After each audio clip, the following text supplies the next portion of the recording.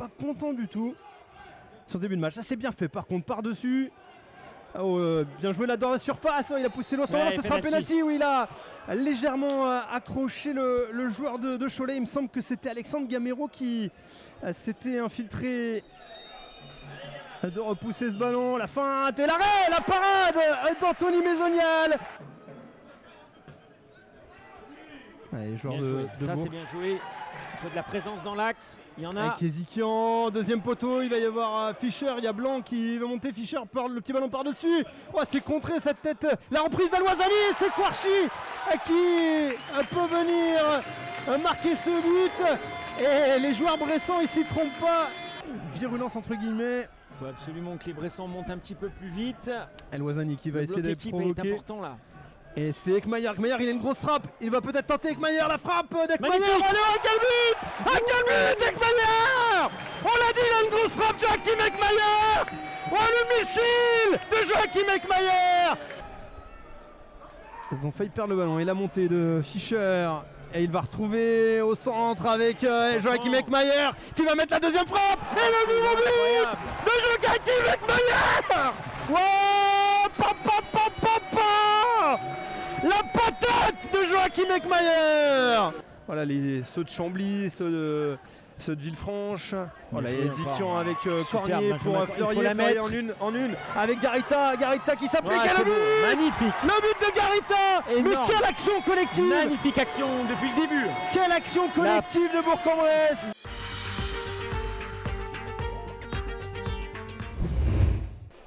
Et avec cette perspective de la Ligue 3 professionnelle qui devrait voir le jour dans les prochaines saisons, ça pourra prendre une dimension encore plus importante. Attention, là ça peut être Charles Boateng qui va se présenter sans gardien.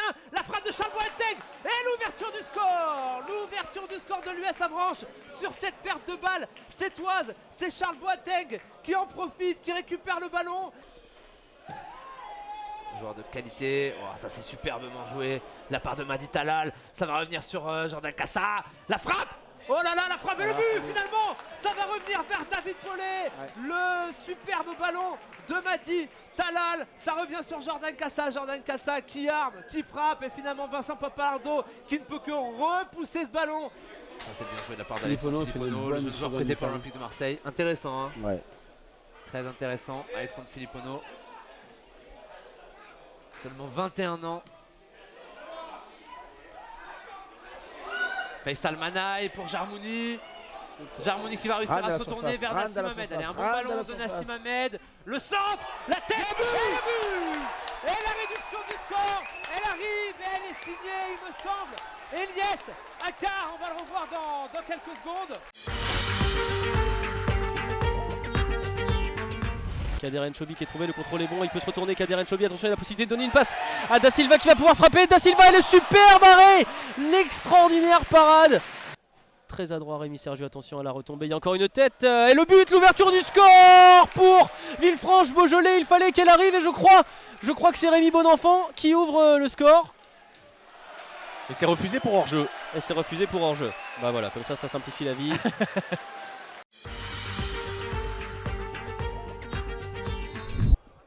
Opportunité pour le Stade Briochin, ça va être pour aller directement dans les gants.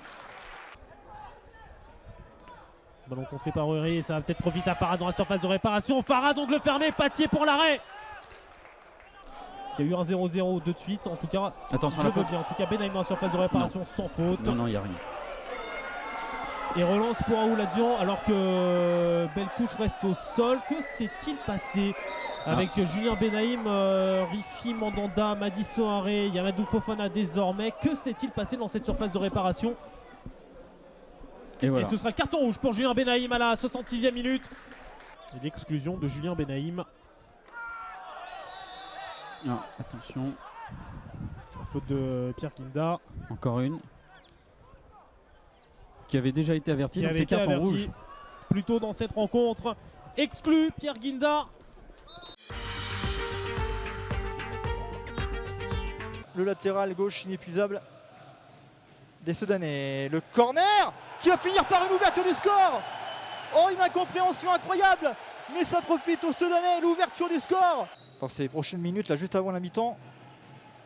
ça serait encore mieux. C'est parti pour ce corner. Oh, la barre transversale. C'est Anziani. Coupanese qui s'est écarté. C'est parti pour Anziani. Et la claquette.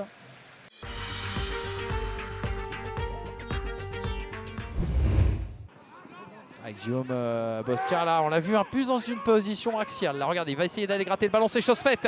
Le feu follet venu, bien sûr, de l'USL Dunkerque qui vient de transmettre là. Damien Durand qui a ouvert son pied vers Cherendoy. Le contrôle, la frappe enchaînée. Et le géant sénégalais qui vient ouvrir la marque après 22 minutes de jeu. Il était ensuite parti prendre du temps de jeu du côté de Furian Yaliani avant de rejoindre Béziers. Saison 2019-2020. Oh, le bon sens, il est parfait vers Pape Meissaba, son premier but de cette saison qui scelle peut-être le sort et le score de cette rencontre. Ils sont tous quasiment là, excepté Umdonstock et Dorimus restés en dehors des 16 mètres 50. Oh, le coup de tête et la réduction du score. Le FC Chambly-Oise qui fait honneur à la statistique, 100% de buts inscrits.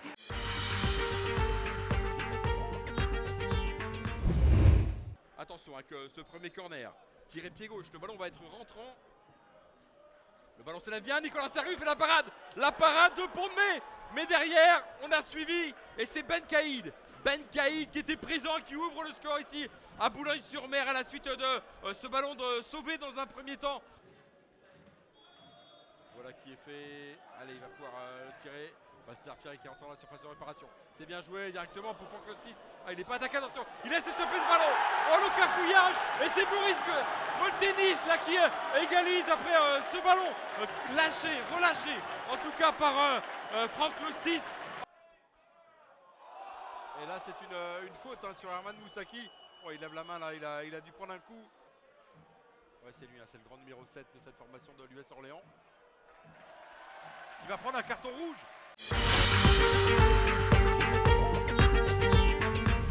Et on joue long de la part du gardien pour trouver la vitesse de Nomel. Oh, attention. Nomel encore peut-être. Oui, Allez. Nomel qui va tout simplement se jouer. Oui, elle est rentrée. Elle est rentrée. Et ça fait 1-0 pour l'US Concarneau. Première titularisation et premier but pour Landry Nomel.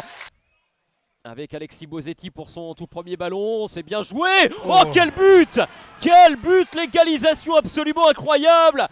Elle est signée par le numéro 17, Godson Kiereme, qui égalise pour Annecy. Gomis, le ballon, oui, il est bon ce ballon, très très bon, avec Antoine Rabillard. Quel bon ballon! Quel bon ballon!